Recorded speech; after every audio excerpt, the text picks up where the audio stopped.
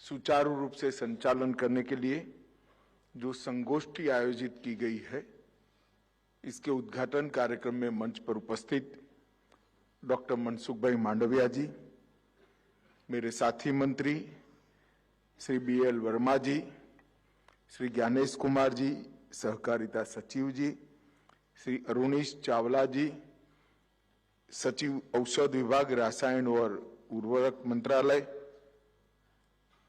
अन्य अधिकारीगण और आज देश भर से आए हुए मेरे प्यारे पैक्स के संचालक भाइयों बहनों, आप सभी का हृदय से स्वागत है।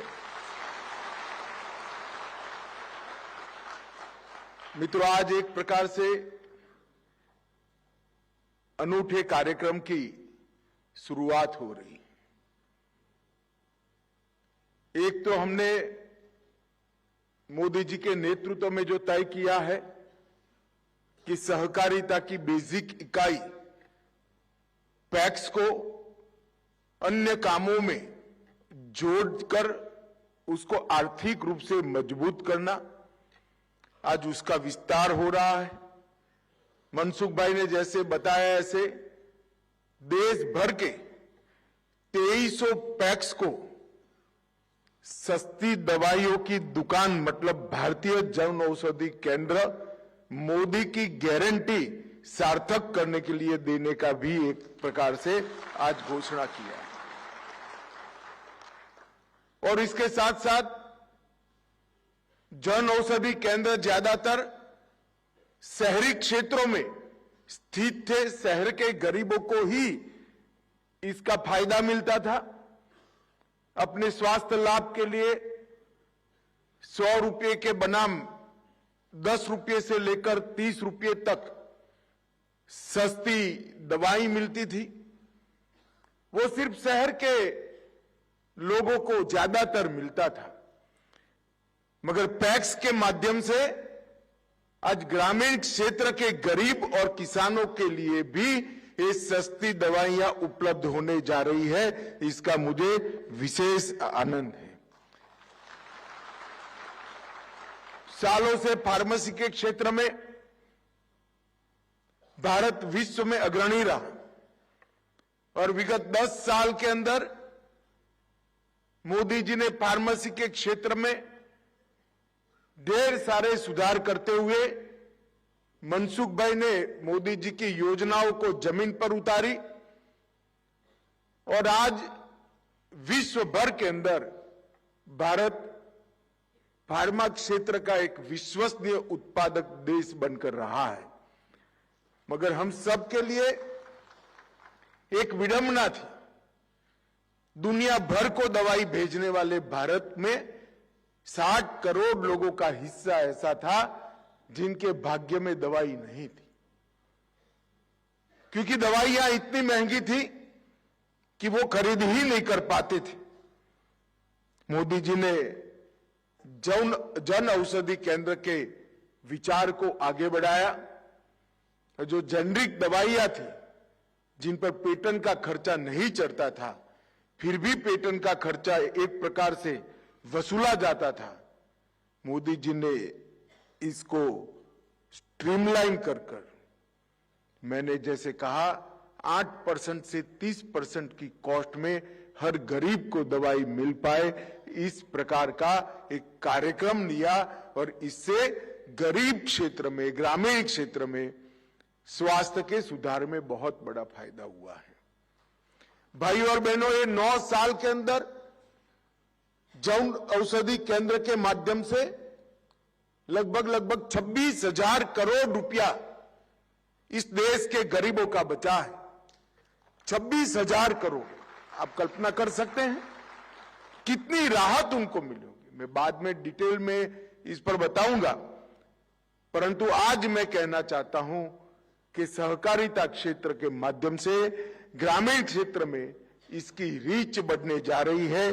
ग्रामीण गरीबों को भी गुणवत्ता युक्त दवाइयां सस्ते और किफायती भाव से मिलेगी और मुझे इसका बहुत आनंद है कि सहकारिता क्षेत्र इसमें माध्यम बनने जा रहा है। सहकारिता और स्वास्थ्य का ये संगम समृद्धि और अच्छे स्वास्थ्य का संगम एक प्रकार से है। आज कई राज्यों में सहकारिता क्षेत्र के माध्यम से पैक्स की शुरुआत हो चुकी है। लगभग 2300 प्राथमिक सहकारी समितियां गुजरात, जम्मू कश्मीर, कर्नाटक, मध्य प्रदेश, महाराष्ट्र, तमिलनाडु, पश्चिम बंगाल और नॉर्थ ईस्ट सभी राज्यों के अंदर ग्रामीण क्षेत्र में सस्ती दवाइयां पहुंचाने का काम कर रहे हैं। आज देश के विभिन्न हिस्सों से 5 पैक्स को सिंबॉलिक सर्टिफिकेट भी दिए गए, जिसमें महाराष्ट्र, बिहार, जम्मू कश्मीर, उत्तर प्रदेश और आंध्र प्रदेश शामिल है। मित्रों, सहकारिता मंत्रालय की स्थापना के बाद सहकारिता के विस्तार के लिए प्रधानमंत्री जी के यशस्वी नेतृत्व में सहकारिता मंत्रालय ने ढेर सारे काम किए हैं। 54 से ज्यादा इनिशिएटिव्स के माध्यम से सहकारिता की रीच बढ़ाना और सहकारिता के माध्यम से समृद्धि की रीच गरीब तक पहुंचाने का कार्यक्रम सहकारिता मंत्रालय ने किया है। और इसमें सबसे बड़ा कार्यक्रम जो सहकारिता मंत्रालय ने हाथ में लिया है, अगले आने वाले 5 साल में 2 लाख पैक्स नए बनाए जाएंगे और देश के हर गांव के हर पंचायत में एक पैक्स होगा। पैक्स के आधार के बगैर सहकारिता का खाका खड़ा ही नहीं होता। मगर जब 2 लाख नए पैक्स बनाने का निर्णय हमने किया, तब इसकी भी मीमांसा की कि आंदोलन क्यों पिछड़ गया, क्यों पैक्स बंद हो गए। पैक्स बंद होने का एक महत्वपूर्ण कारण था, पैक्स के बायलॉज के अंदर एग्रीकल्चर क्रेडिट के अलावे कोई काम को समाहित करने की कोई प्रोविजन ही नहीं था। सबसे पहला हमने काम किया, एक मॉडल बायलॉज बनाया और मॉडल बायलॉज सारे राज्यों को भेजा।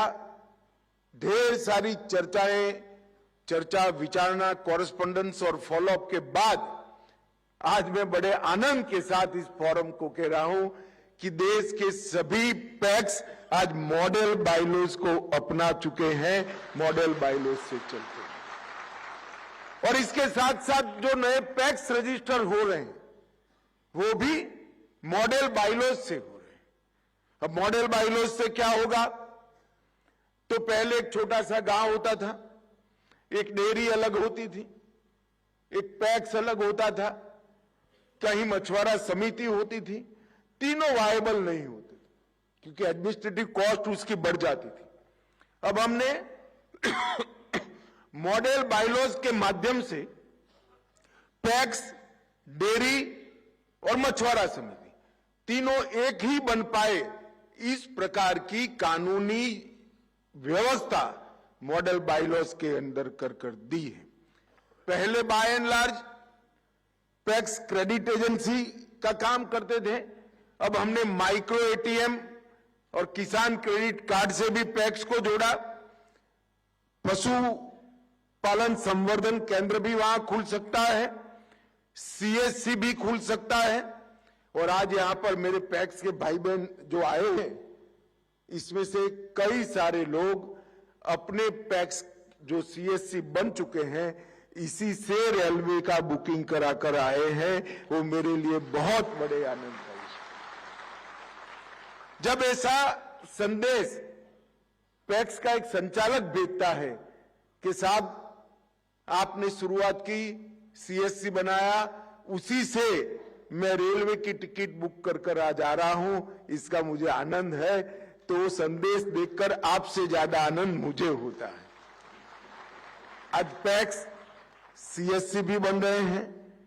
एलपीजी की डीलरशिप के लिए पैक्स को प्रायोरिटी देने का तय किया है, इसकी एडवर्टाइज भी निकल गई है। पेट्रोल पंप का काम करने में जो कुछ भी हर्डल थे वो पेट्रोलियम मंत्रालय ने दूर कर दिए हैं। पेट्रोल पंप का काम भी अब पैक्स कर सकते हैं। हर घर जल, नल से जल का जो अभियान चला है, इसकी व्यवस्थापन के लिए लगभग 27 राज्यों ने पैक्स को ऑथोराइज कर दिया है। तो जल व्यवस्थापन के क्षेत्र में भी पैक्स करेगा और इसके साथ साथ सस्ती दवाइयों की दुकान भी आप चला पाएंगे, राशन की दुकान भी चला पाएंगे। इसके साथ साथ मनसुख भाई ने किसान सुविधा केंद्र मतलब फर्टिलाइजर की डिस्ट्रीब्यूटरशिप 35,000 पैक्स आज देश में फर्टिलाइजर की डिस्ट्रीब्यूशन से अपना काम आगे बढ़ा रहे हैं। 22 अलग अलग प्रकार के कामों को नए बायलॉज के अंतर्गत हमने जोड़ने का काम किया है, जिसके कारण अब पैक्स बंद हो ही नहीं सकता। इसकी एडमिनिस्ट्रेटिव कॉस्ट के बाद भी बहुत ढेर सारा मुनाफा मिलेगा। इसके साथ साथ प्रधानमंत्री स्टोरेज की जो व्यवस्था प्रधानमंत्री जी ने की है, पैक्स के गोडाउन बनाने के लिए ढेर सारी योजनाएं हम लेकर आए हैं। बहुत कम पूंजी में पैक्स अब एक मॉडर्न गोडाउन बना सकता है, जो अपनी तहसील का, राज्य का सारा धान और गेहूं स्टोर करने का तो केंद्र बनेगा ही बनेगा, साथ में किसान को भी अगर थोड़े समय के लिए अपना क्रॉप, अपनी उपज वहां रखनी है तो वो रख पाएगा और पैक्स के लिए बहुत बड़ा माध्यम होगा। वही गोडाउन के अंदर ट्रैक्टर भी होगा जो किराए से किसान का खेत जोत देगा, ड्रोन भी होगा जो किराए से किसान के खेत में दवाई का छिड़काव कर देगा, फर्टिलाइजर, लिक्विड फर्टिलाइजर का छिड़काव कर देगा। ढेर सारी चीजों को पैक्स के साथ जोड़ने का काम किया है। और मैं आज आपको बताने जा रहा हूं, विश्व की सबसे बड़ी भंडारण क्षमता अगर 3 साल के बाद किसी के पास होने वाली है तो मेरे पैक्स के छोटे छोटे मालिकों के साथ आप लोगों के पास है। विश्व की सबसे बड़ी भंडारण क्षमता आप लोगों की होनी, बड़ी दूरदर्शिता के साथ मोदी जी ने ये फैसला लिया है और मुझे विश्वास है कि हम इसको सफल करेंगे।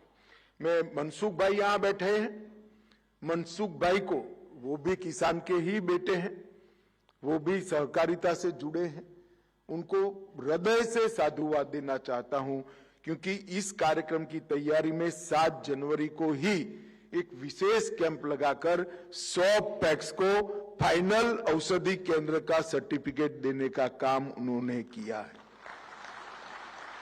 उर्वरक मंत्रालय भी उनके पास है।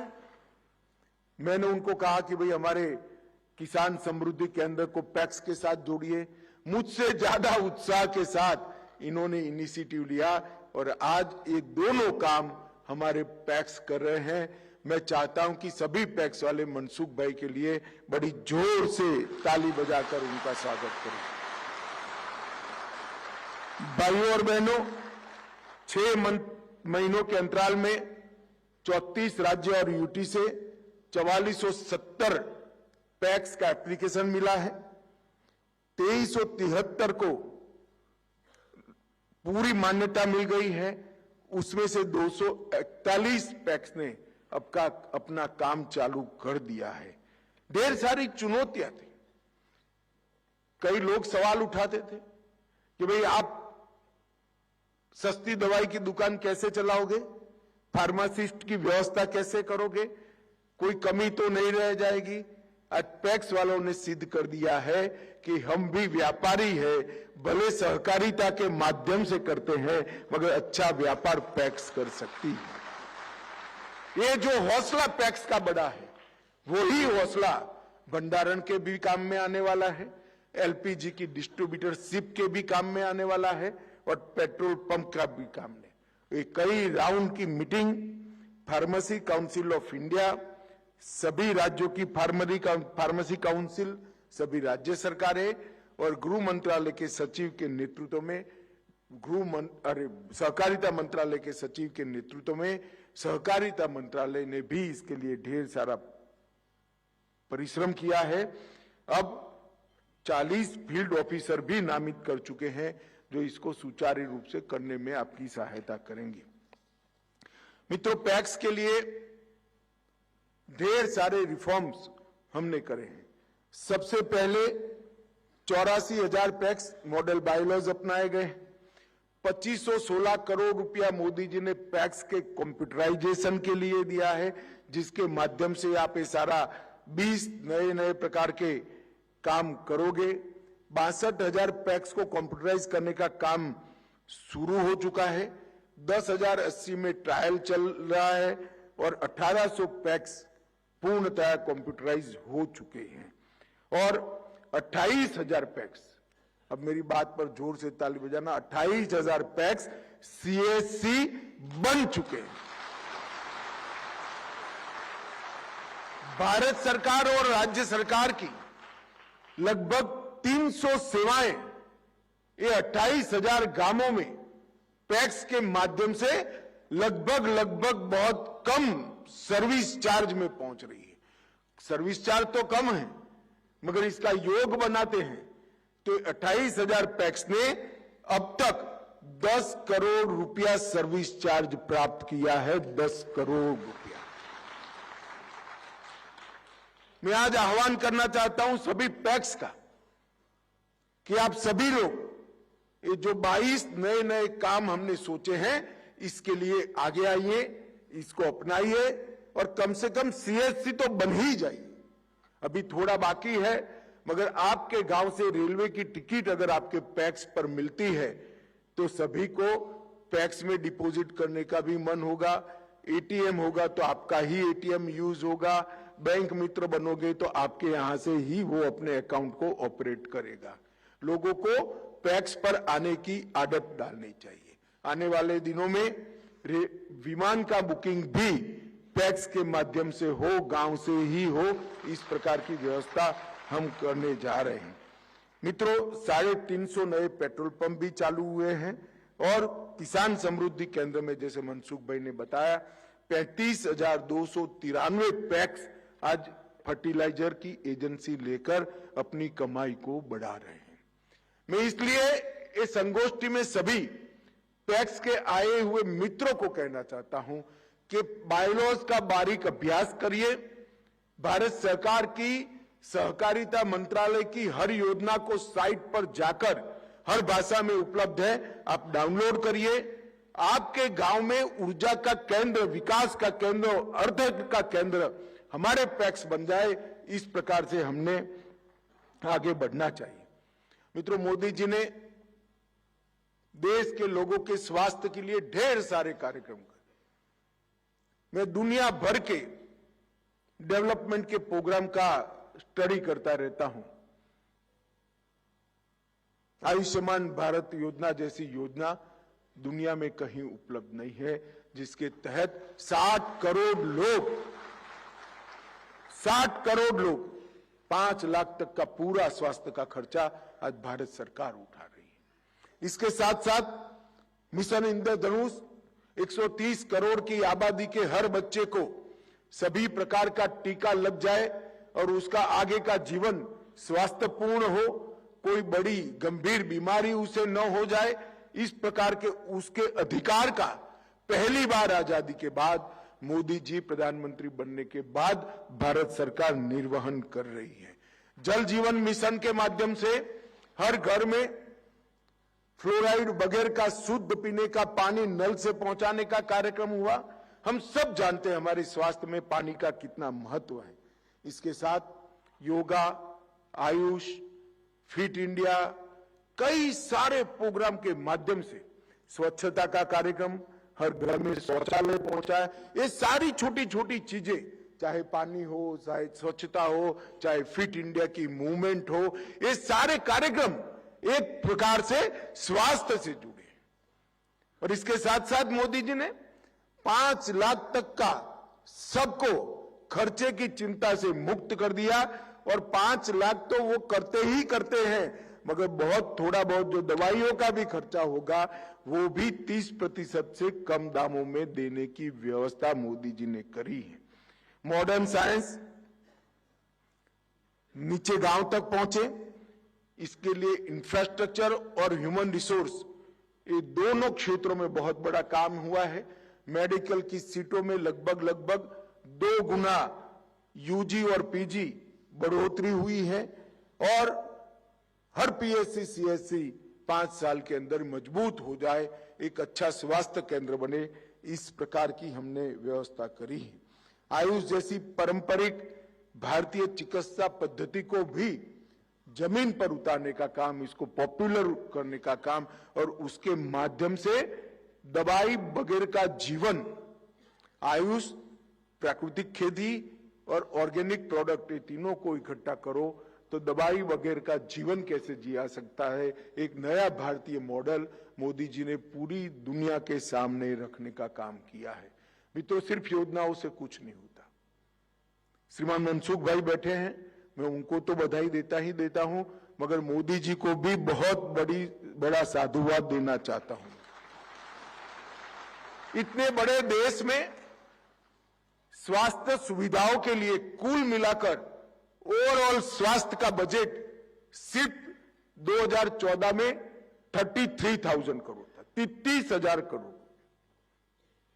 इतने बड़े देश में 33,000 करोड़ रुपया, मोदी जी ने इसको बढ़ाकर 90,000 करोड़ रुपया करने का काम किया। इसके साथ साथ प्रति व्यक्ति स्वास्थ्य पर जो खर्च होता था वो 1,000 की जगह 2,000 रुपया हो गया। ये भी बहुत बड़ा काम मोदी जी ने किया है। रिसर्च का बजट, जो आने वाली पीढ़ियां आत्मनिर्भर बनाने के लिए रिसर्च कर रही हैं, उनके लिए पहले 900 करोड़ रुपया खर्च किया जाता था, अब सिर्फ रिसर्च के लिए 3,000 करोड़ रुपया खर्च किया जाता है। 3 गुना बजट बनाने का काम किया है। और डिजिटल हेल्थ इंफ्रास्ट्रक्चर पर 200 करोड़ रुपया, पहले ऐसा कोई हेड ही नहीं था। अब डिजिटल इंफ्रास्ट्रक्चर इन हेल्थ के लिए 200 करोड़ रुपया सालाना खर्च करने का काम प्रधानमंत्री जी की सरकार कर रही है। कई सारी योजनाएं, प्रधानमंत्री जन आरोग्य योजना, आयुष्मान योजना, प्रधानमंत्री हेल्थ इंफ्रास्ट्रक्चर योजना, प्रधानमंत्री स्वास्थ्य सुरक्षा योजना, नेशनल हेल्थ मिशन, मलेरिया मुक्त भारत, सार्वभौमिक टीकाकरण मिशन इंद्रधनुष, टीबी उन्मूलन कार्यक्रम, मातृवंदना योजना, जननी सुरक्षा योजना, लक्ष्य प्रोग्राम योजना, नेशनल मेंटल हेल्थ प्रोग्राम योजना, फिट इंडिया, खेलो इंडिया और डायलिसिस प्रोग्राम, ढेर सारी कार्यक्रमों का जाला बुनकर विशेषकर गरीब व्यक्ति का, बच्चे का और किशोरियों के स्वास्थ्य को आगे बढ़ाने का काम किया है। प्रधानमंत्री जन औषधि योजना के तहत ही आज लगभग जन औषधि केंद्र 10,000 से ज्यादा हो गए हैं। 2260 से ज्यादा दवाइयां और साधन मिलते हैं और टोटल सेल का टोटल लगाए 9 साल का तो 25,000 करोड़ रुपया से ज्यादा गरीब का बचाने का काम प्रधानमंत्री स्वास्थ्य जन औषधि परियोजना में हुआ है। मित्रों, इसके साथ साथ मैं कुछ उदाहरण इसलिए देना चाहता हूं कि आप आपके गांव में बता पाए। डायबिटीज की दवा बाजार का मूल्य जिसका 62 रुपया है, यहां जन औषधि केंद्र पर सिर्फ 5 रुपये में उपलब्ध होती है। हार्ट की दवाइयां जिनका बाजार का मूल्य 91 रुपया है, यहां 7 रुपये में उपलब्ध होती हैं। और कैंसर की दवाइयां जो 2250 रुपया जिसका मूल्य है, वो 225 रुपये में उपलब्ध होती है। मेरा यही कहना है और मैं खुद आज मनसुख भाई को बहुत साधुवाद देना चाहता हूं। विपक्ष वाले प्रचार करते थे, इंडी अलायंस वाले, कांग्रेस वालों को और कोई काम नहीं बचा है टीका करने के अलावे कि दुकानें तो खोल दी, दवाइयां नहीं होती है। मैंने औचक निरीक्षण मेरे क्षेत्र में 4 दुकानों का करा है। मेरे हाथ में प्रिस्क्रिप्शन भी था, मैं खुद जाकर चेक कर आया हूं। दवाइयां उपलब्ध भी है और अच्छी क्वालिटी की दवाइयां मिल रही। ये विश्वसनीयता जो बनी है, ये विश्वसनीयता गरीब के स्वास्थ्य की कुंजी है, चाबी है। और सबसे बड़ी बात, यही सेंटरों से सिर्फ 1 रुपये में बायोडिग्रेडेबल प्रोडक्ट मतलब पैड, सैनिटरी नैपकिन बच्चियों के लिए दिए जाते हैं और अब तक 46 करोड़ नैपकिन सिर्फ 1 रुपये से बच्चियों को देने का काम ये जन औषधि कर रही है। इससे बड़ी कोई सेवा नहीं हो सकती। गरीब बच्ची के स्वास्थ्य की सुरक्षा के लिए सिर्फ 1 रुपये में नैपकिन देना और स्वास्थ्य पूरे परीक्षणों पर खरा उतरा हुआ नैपकिन देना, इससे बड़ी सेवा नहीं हो सकती। मित्रों, 46 करोड़ नैपकिनों का वितरण अब तक हो चुका है और ये मैं मानता हूं कि बहुत बड़ी उपलब्धि है। मित्रों, विश्व के फार्मा क्षेत्र में जेनेरिक दवाइयां, वैक्सीन, सस्ती HIV दवाओं में भारत का विश्व में सप्लाई करने में सबसे पहला स्थान आज हो चुका है। भारत नंबर 1।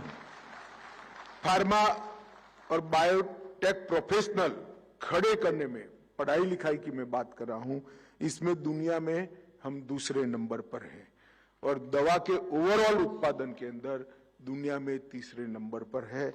मुझे पूरा भरोसा है कि 2047 आते आते सभी क्षेत्रों में हम दुनिया में नंबर 1 बनेंगे और मोदी जी का आत्मनिर्भर भारत का स्वप्न सिद्ध होगा।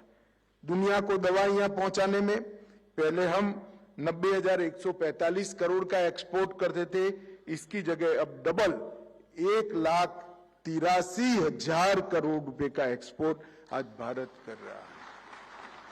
और मैं आपको बताना चाहता हूं, आखिर पूरी दुनिया में कई सारे देश वैक्सीन नहीं बना पाए थे। मोदी जी के नेतृत्व में हमारे वैज्ञानिकों को वैक्सीन तो बनाया ही, मोदी जी ने गांव के गरीब से गरीब व्यक्ति तक 130 करोड़ लोगों को तक टेक्नोलॉजी के माध्यम से वैक्सीन और सर्टिफिकेट दोनों पहुंचाकर देश को कोरोना से बचाने का काम। क्षेत्र के अंदर ढेर सारे काम हुए हैं। मुझे विशेष आनंद है कि आज सहकारिता क्षेत्र भी मनसुख भाई के साथ कंधे से कंधा मिलाकर लोगों के स्वास्थ्य के लिए काम करने के लिए आगे बढ़े रहे हैं। मेरे सभी पैक्स के संचालक भाइयों बहनों को करबद्ध विनंती है, पैक्स को मजबूत करिए, सारे सुधारों को स्वीकारिए, आगे आइए, साथ वाले गांव के पैक्स को भी मॉडर्न करिए और सहकारिता की नींव मजबूत करिए। 2047 में हर गरीब को सहकारिता के माध्यम से समृद्ध बनाने का मोदी जी का स्वप्न हम सब साकार करें, यही आपसे अभ्यर्थना है। बहुत बहुत शुभकामनाएं और बधाई। धन्यवाद।